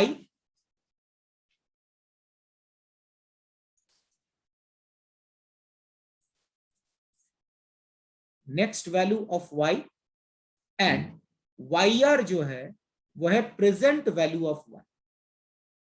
next value minus present value, ये जो डिफरेंस है इसको हम फर्स्ट ऑर्डर फॉरवर्ड डिफरेंस बोलते हैं. किसका नेक्स्ट वैल्यू, किसका प्रेजेंट वैल्यू, y का. Next value of y minus present value of y, इसको हम बोल सकते हैं फर्स्ट ऑर्डर फॉरवर्ड डिफरेंस. तो ये समझने की कोशिश करते हैं एग्जांपल से. सपोज अगर आपको बोला गया डेल्टा y नॉट, अब मुझे बताइए यहां पे r का वैल्यू क्या है, 0. r का वैल्यू 0 लिया. r का वैल्यू अगर आप 0 लेते हो यहां पर, मतलब first order forward difference corresponding to y not, first order forward difference corresponding to y not. तो y नॉट के corresponding ये फर्स्ट ऑर्डर डिफरेंस है. तो इस केस में प्रेजेंट वैल्यू कौन होगा, y not. y not, because हम y नॉट के corresponding first order forward difference की बात कर रहे हैं. और नेक्स्ट वैल्यू क्या होगा, y1. ये तो जो टेबल से पता चल रहा है, अगर ये प्रेजेंट वैल्यू है तो इसके लिए नेक्स्ट वैल्यू क्या होगा, y1. y नॉट के अगर प्रेजेंट वैल्यू है तो y1 नेक्स्ट वैल्यू होगा.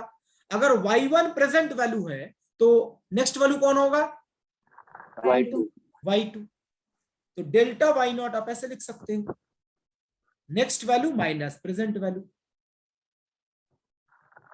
या अगर देखिए अगर आपको बोला जाता डेल्टा y6 कैलकुलेट करो, यहां पे प्रेजेंट वैल्यू किसको बोलते हैं, y6 को, बिकॉज हमें डेल्टा y6 कैलकुलेट करना है। और नेक्स्ट वैल्यू क्या होता? y7 y7। तो next value minus present value, first order forward difference को आप इस तरीके से लिख सकते हैं।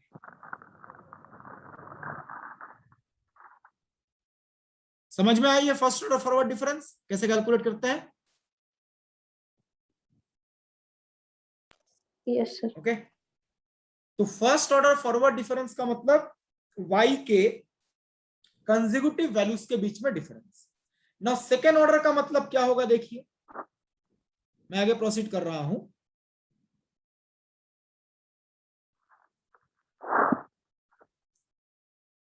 फर्स्ट ऑर्डर फॉरवर्ड डिफरेंस किससे रिलेटेड था?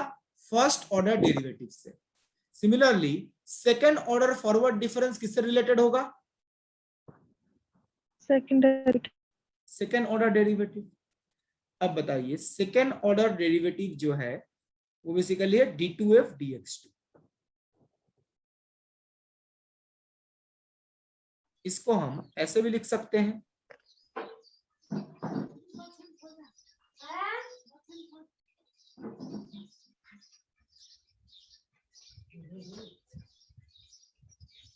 ऐसे लिख सकते हैं।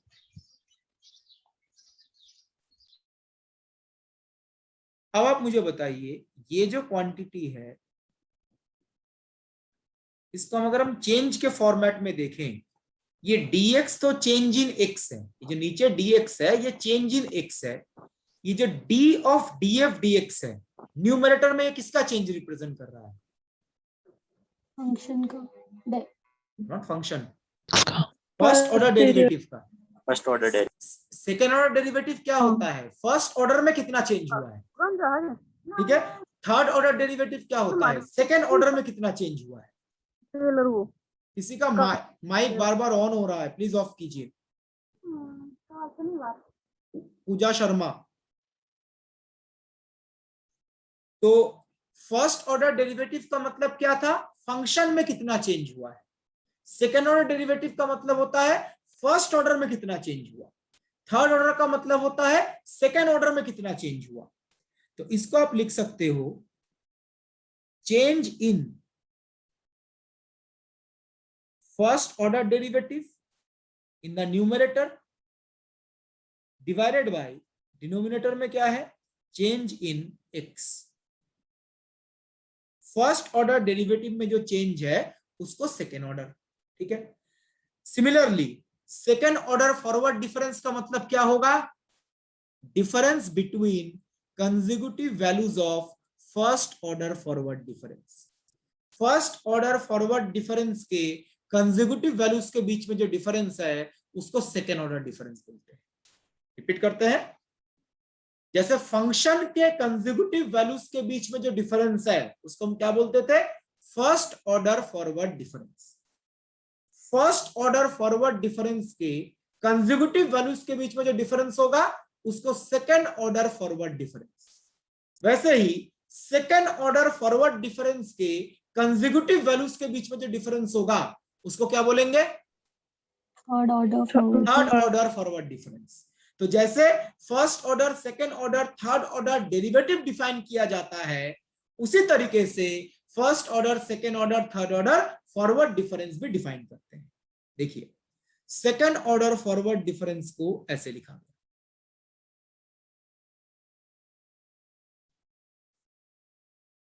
यहाँ पे डेल्टा स्क्वायर लिखने का मतलब है ये पावर में 2 का मतलब है ये सेकेंड ऑर्डर फॉरवर्ड डिफरेंस। तो this is second order forward difference of YR। Forward difference का क्या कॉन्सेप्ट बताया गया था? Next value minus present value, next value minus present value. अब चेक करके देखो ये जो क्वांटिटी है ये नेक्स्ट वैल्यू तो है R+1, ये किसका नेक्स्ट वैल्यू है? Y का या first order forward? First order forward. This is the next value of first order forward difference. तो फर्स्ट ऑर्डर का जो डिफरेंस होगा उसको सेकेंड ऑर्डर डिफरेंस बोलेंगे, बट कॉन्सेप्ट वही है, next value minus present value. This is next value and delta y r, this is the present value.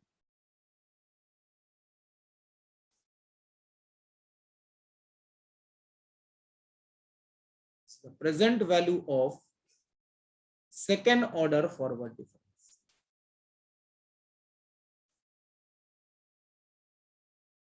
Sorry, First order. first order. So next value minus present value. Forward difference का मतलब ही है next value minus present value. जब हम first order forward difference calculate कर रहे थे तो function का डिफरेंस ले रहे थे. जब second order forward difference calculate करेंगे तो फर्स्ट ऑर्डर का डिफरेंस लेंगे. यहां पे आप चेक करके देखो, ये भी हो सकता है किसी टेक्स्ट बुक में ये एक्सप्रेशन दिया रहे. जो सेकेंड ऑर्डर फॉरवर्ड डिफरेंस है वो बेसिकली क्या है, फर्स्ट ऑर्डर का डिफरेंस. फर्स्ट ऑर्डर के बीच में कितना डिफरेंस है. अब मुझे बताइए, ये जो delta y r plus one है इसको आप क्या लिख सकते हो फंक्शन के टर्म्स में. फंक्शन के terms minus y r plus one minus y r. Y r plus two, next value of y minus present value of y. यह है delta y r plus one minus delta y r को क्या लिख सकते हो, y r plus one minus y r. Y r plus one minus y r. इसको अगर आप चेक करके देखें, देखिए यह आएगा y r plus two minus two y r plus one plus y are.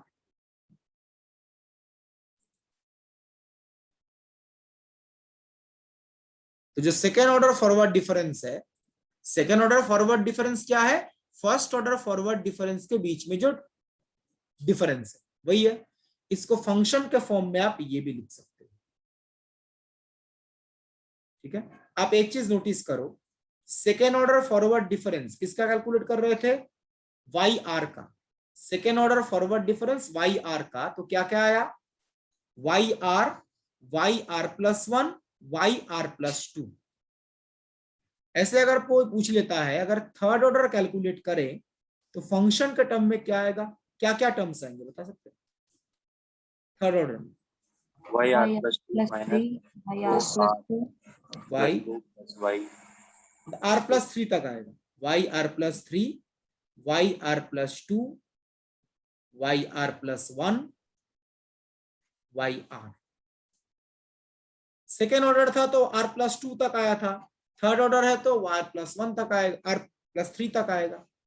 अब आप मुझे बताइए, कोइफिशिएंट नोटिस कीजिए. जब सेकेंड ऑर्डर आप कैलकुलेट कर रहे थे, यहाँ पे जो कोइफिशिएंट है, या थोड़ा सा जस्ट याद मतलब समझने के लिए बोल रहा हूं, a minus b whole square का जो फॉर्मूला होता है, a minus b whole square, a square minus two a b plus b square, उसमें कोइफिशिएंट क्या होते हैं, 1 minus 2 1.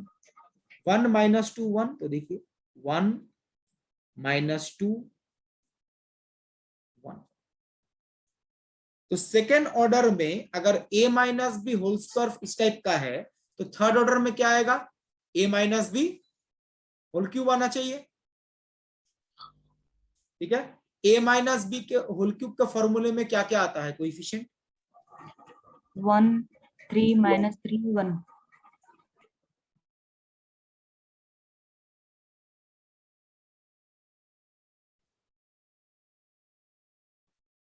A cube minus 3a square b plus 3ab square minus b cube.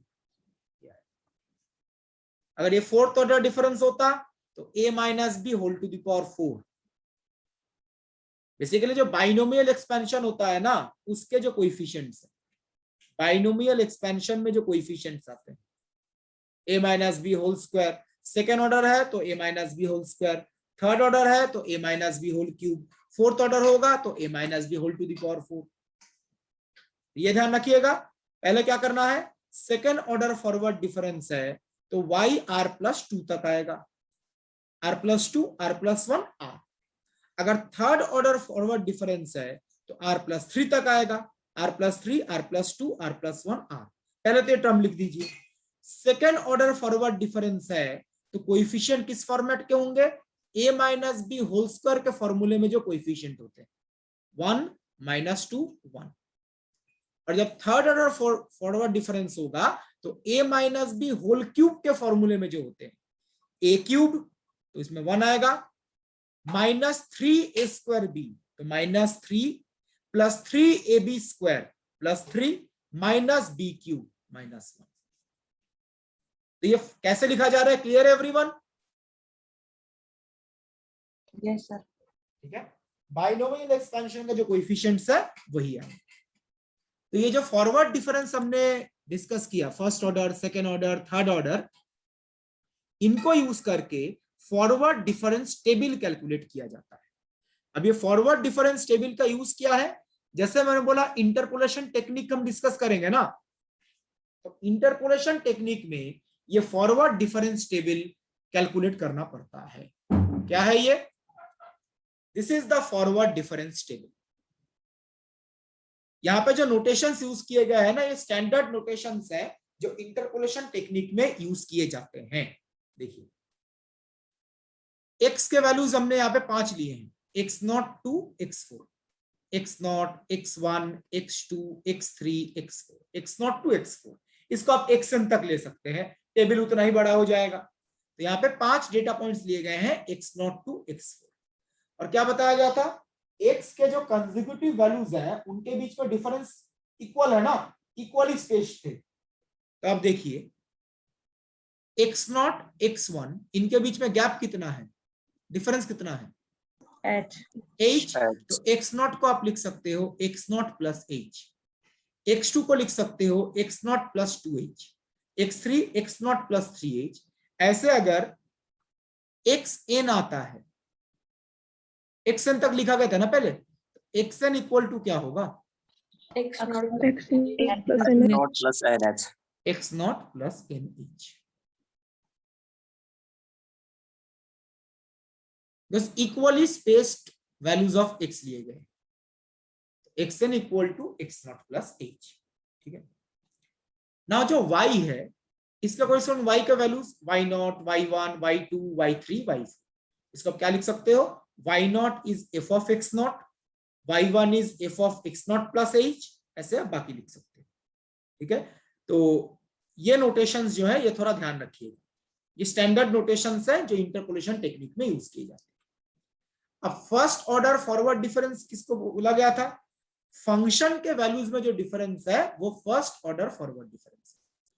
तो y के वैल्यूज, फंक्शन मतलब y के consecutive values के बीच में जो डिफरेंस है, y1 minus y0, y2 minus y1, next value minus present value, जो forward difference का डेफिनेशन था। y के कंसेक्यूटिव वैल्यूज के बीच में जो डिफरेंस है उसको बोलते हैं first order forward difference. Order क्या लिया गया? y1 next value minus present value, इसको डेल्टा y0, डेल्टा y1 ये है। तो y के कंसेक्यूटिव वैल्यूज के बीच में जो डिफरेंस है वो फर्स्ट ऑर्डर डिफरेंस है। Next, first order forward difference, इनके बीच में जो डिफरेंस है कंसेक्यूटिव वैल्यूज के बीच में, उसको क्या बोलेंगे? सेकेंड ऑर्डर फॉरवर्ड डिफरेंस, जो अभी हमने डिस्कस किया। उससे आपको सेकेंड ऑर्डर फॉरवर्ड डिफरेंसेस पता चल जाएंगे। फिर सेकेंड ऑर्डर के बीच में अगर आपने गैप लिया, जो डिफरेंस कैलकुलेट किया, तो आपको थर्ड ऑर्डर पता चल जाएगा। तो इस तरीके से ये फॉरवर्ड डिफरेंस टेबल कैलकुलेट किया जाता है। y के वैल्यूज के बीच में जो डिफरेंस है उससे पता चलेगा first order forward difference. First order forward difference के बीच में जो डिफरेंस है उससे सेकेंड ऑर्डर, और सेकेंड ऑर्डर के बीच में जो डिफरेंसेस है उससे थर्ड ऑर्डर, ऐसे चलता रहेगा। तो इसी को बोला जाता है फॉरवर्ड डिफरेंस टेबल। और इंटरपोलेशन टेक्निक में फॉरवर्ड डिफरेंस टेबल का काफी ज्यादा यूज है। तो ये कैलकुलेट कैसे किया जाता है? क्लियर है एवरीवन? ठीक है, यहां पे 2 पॉइंट याद रखिएगा। जो x है, x को हम क्या बोलते हैं? Independent variable. तो x को बोला जाता है argument, and y is called the function or the entry. जो इंडिपेंडेंट वेरिएबल x है उसको बोला जाता है आर्गुमेंट, एंड जो डिपेंडेंट वेरिएबल y है उसको बोलते हैं फंक्शन और एंट्री। ठीक है। एंड फॉरवर्ड डिफरेंस टेबल जब हम बात करेंगे इसमें एक लीडिंग टर्म होता है। लीडिंग टर्म किसको बोलते हैं? देखिए, लीडिंग टर्म बोलते हैं जो फर्स्ट y का वैल्यू है।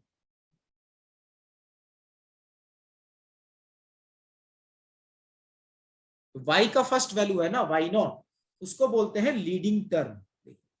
y naught is known as the leading term, and y naught के कॉरिस्पॉन्डिंग जो फॉरवर्ड डिफरेंसेस हैं उसको बोलते हैं लीडिंग फॉरवर्ड डिफरेंसेस। तो y का जो फर्स्ट वैल्यू है y नॉट, उसको बोला जाता है लीडिंग टर्म, और y नॉट के कॉरिस्पॉन्डिंग जो फॉरवर्ड डिफरेंसेस हैं उसको बोलते हैं लीडिंग फॉरवर्ड डिफरेंसेस। y का जो फर्स्ट वैल्यू है वो लीडिंग टर्म है, और y नॉट के कॉरिस्पॉन्डिंग जो फॉरवर्ड डिफरेंसेस हैं, first order, second order, third order, इसको बोलते हैं लीडिंग फॉरवर्ड डिफरेंसेस। ठीक है। ये लीडिंग फॉरवर्ड डिफरेंसेस जो बोला गया है ना, ये बाद में आपको समझ में आएगा नेक्स्ट क्लास में जब डिस्कस करेंगे।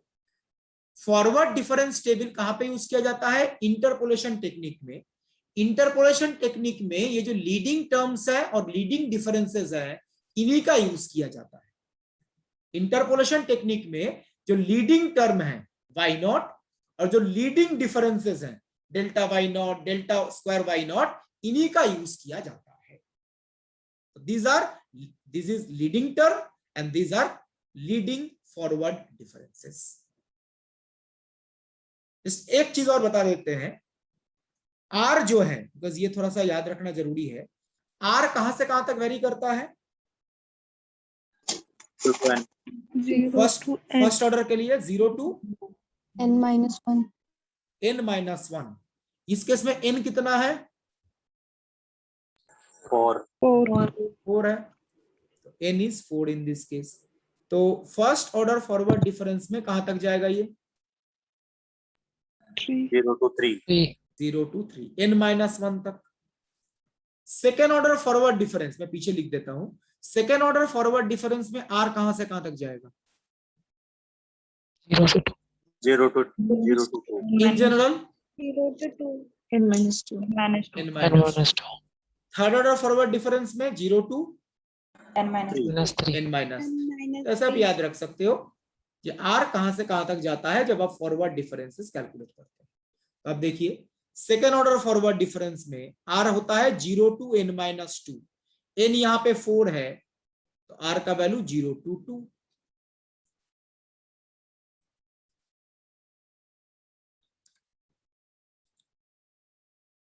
ठीक है। और थर्ड ऑर्डर में 0 to n-3, n 4 है तो यहाँ पे 0 और 1। मैं r का वैल्यू इसलिए बता रहा हूं, आप यहाँ पे नोटिस करो, ये 0 1 2 3 है ना, तो यहाँ पे 4 फॉरवर्ड डिफरेंसेस है।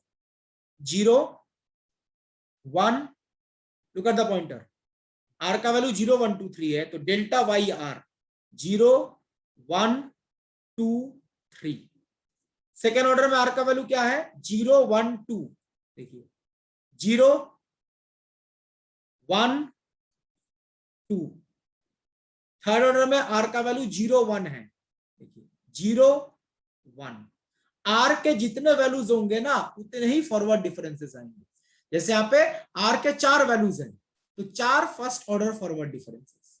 यहाँ पे r का वैल्यू क्या है? 3 वैल्यूज है, तो 3 सेकेंड ऑर्डर फॉरवर्ड डिफरेंसेस। और ये r का वैल्यू है 0 1 2। यहाँ पे r के 2 वैल्यूज है 0 1। देखिए 0 1। समझ में आए r के वैल्यूज जो बताए गए? ठीक है।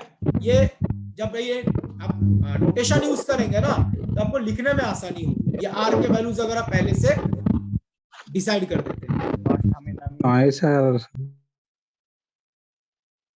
ओके, तो आज का लेक्चर यहीं पे स्टॉप करते हैं। किसी को कोई डाउट है तो अनम्यूट करके पूछ सकते हैं। Then slide so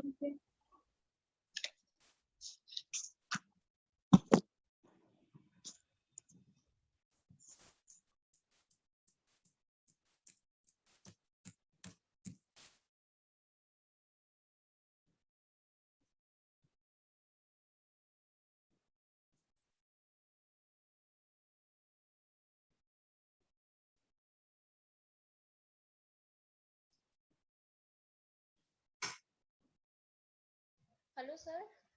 हाँ बताइए। सर जो इसमें हम x1 x2 कैलकुलेट कर रहे हैं तो सर वही हमारे रूट्स बन जाएंगे या सर जिस पर फंक्शन का वैल्यू सर एग्जैक्ट 0 आएगा वो रूट बनेगा? जहाँ पे जीरो बनता है वही रूट बनेगा, लेकिन वो तो हम एग्जैक्टली जीरो नहीं बनेगा ना, हम अप्रोक्सीमेट रूट कैलकुलेट कर रहे हैं। ये x1 x2 जब आप स्टेप बाय स्टेप कैलकुलेट करोगे तो उस रूट के करीब पहुंचेगी। एग्जैक्ट कैलकुलेट करना पॉसिबल नहीं होगा, बिकॉज ये सारे you can say approximate result ही देते हैं। ओके सर, तो मतलब सर जो x1 होगा वो हमारा सर पहला रूट हो जाएगा? नहीं, वो सिर्फ गेस वैल्यू है, उसको रूट नहीं बोलेंगे हम। रूट जो है वो तो 7-8 स्टेप कैलकुलेट करने के बाद आएगा ना, जो यहाँ पे बताया था सर। बैक करना सर। ये 7-8 स्टेप कैलकुलेट करने के बाद ये अप्रोक्सीमेटली जीरो आएगा। जहां पे अप्रोक्सीमेटली जीरो आएगा उसको रूट बोलेंगे, अप्रोक्सीमेटली, एग्जैक्टली नहीं। सर बैक साइड थोड़ा। सर अगर क्या कहते हैं सर, अगर जैसे इक्वेशन का ऑर्डर 3 है तो सर हम मतलब एक वैल्यू तो हमारा इस तरह से निकल आएगा, फिर सर सेकंड और थर्ड वैल्यू जो हम कैलकुलेट करेंगे वो फिर सर और 7-8 स्टेप्स कैलकुलेट करने के बाद ही मिलेगा। उसके लिए इंटरवल अलग लेना पड़ेगा ना। जैसे अगर एक क्यूबिक इक्वेशन है उसके 3 रूट्स होंगे, ठीक है। एग्जाम में आपको एक ही रूट पूछा जाएगा, जितने रूट्स हैं उतनी बार न्यूटन रैप्सन मेथड या कोई भी मेथड यूज करना है। ओके सर, मतलब सर सेकंड और थर्ड रूट लेने के लिए हमें इंटरवल भी चेंज करना होगा? बिल्कुल। ओके सर, ठीक है, थैंक यू सर।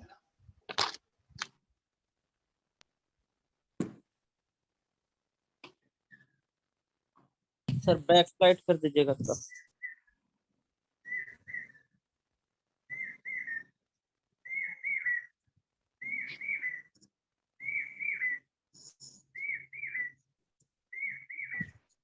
सर हाँ बताइए।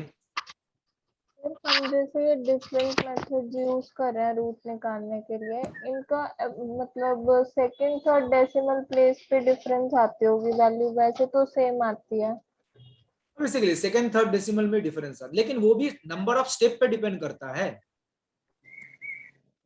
नंबर ऑफ स्टेप, अगर दोनों में आप इक्वल नंबर ऑफ स्टेप लेते हैं, सपोज न्यूटन रैप्सन में भी आपने 5 स्टेप कैलकुलेट किए, बाइसेक्शन में भी 5 स्टेप कैलकुलेट किए, और रेगुलर फाल्सी में भी 5 स्टेप्स कैलकुलेट किए, तो होगा जनरली जो देखा जाता है सेकंड डेसिमल में डिफरेंस आता है। बट बाई चांस कभी हो सकता है फर्स्ट डेसिमल में भी डिफरेंस आ सकता है, मे बी।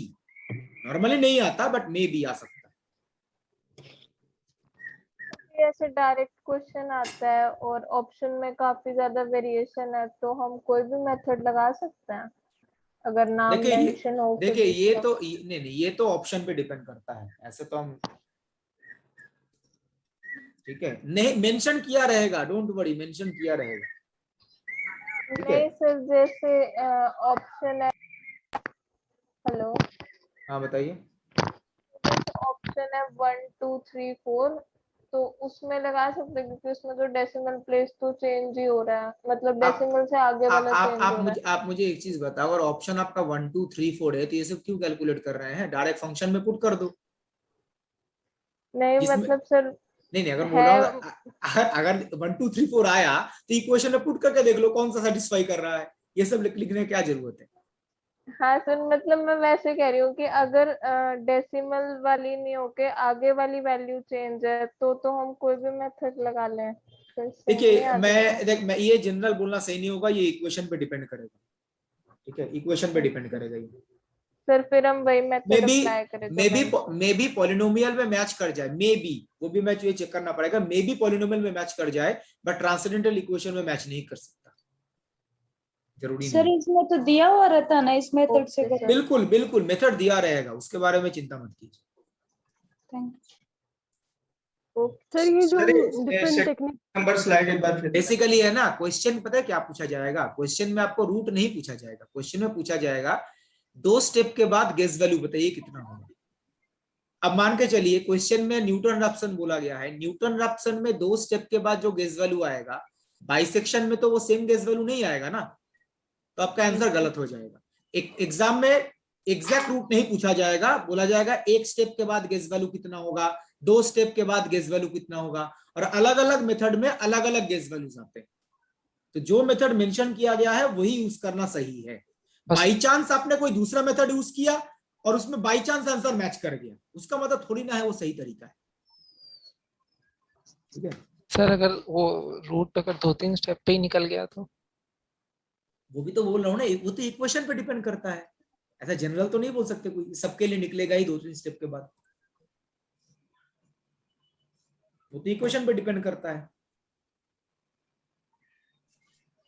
सारे इक्वेशन के लिए 2-3 स्टेप के बाद थोड़ी ना रूट निकलेगा।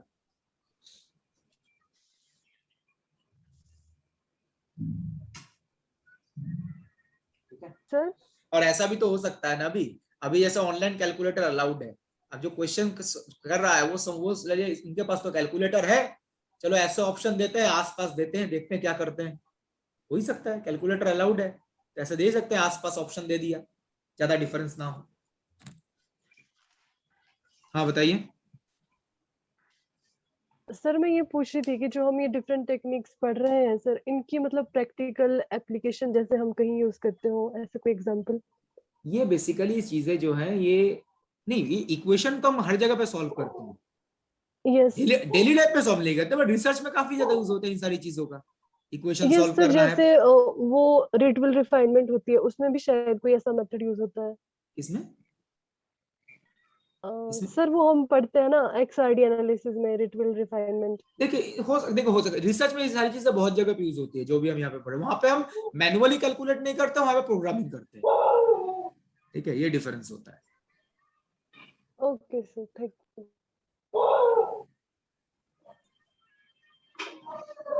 सर सेकंड नंबर स्लाइड एक बार फिर।